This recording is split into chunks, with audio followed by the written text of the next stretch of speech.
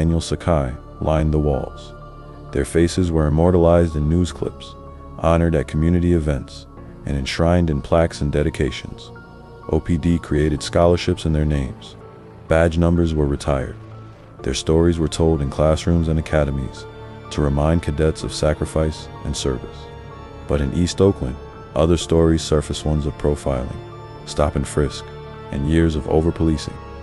Some longtime residents recalled being pulled over dozens of times, treated like suspects, even when doing nothing wrong. For them, Lovelle Mixon wasn't a hero, but neither was he an anomaly. He was a product of a violent cycle.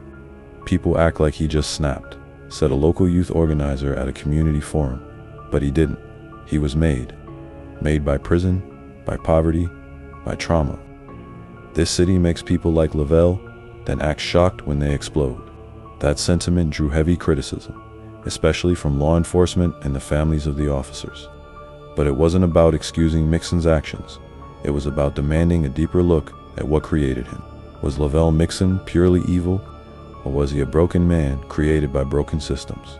The answer wasn't simple, but the pain on all sides was undeniable. Media storm and mixed narratives. The national media seized on the story with a hunger that bordered on sensationalism. CNN aired back-to-back segments titled "Cop Killer, Rampage, and Oakland in Crisis." Fox News framed Mixon as the face of urban violence, a cautionary tale about softened crime policies. MSNBC leaned into the racial and economic undercurrents, highlighting systemic failures in East Oakland. Local media outlets were more nuanced, but also more raw. The Oakland Tribune ran an editorial calling the March 21st killings the darkest hour in modern OPD history. Meanwhile, independent news blogs and radio stations gave voice to underrepresented opinions, interviewing parolees, former inmates, and community leaders who saw Mixon not as a martyr, but as a mirror. A viral YouTube video featured a spoken-word poet reciting, "He pulled the trigger, but the city loaded the gun. The streets were his school. In prison was lesson 1. Ain't no excuse, but don't pretend to be surprised." We all watched Lovelle fall and never asked why. That poem ignited a firestorm.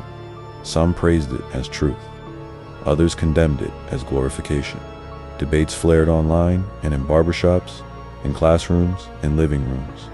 Was Lovelle Mixon a symptom or a disease? Was the real story about 4 dead cops or a lifetime of failed policies? Could both things be true? The media made no attempt to unify these narratives. If anything, it deepened the divide, offering each side the echo chamber they wanted. What got lost in all the noise was the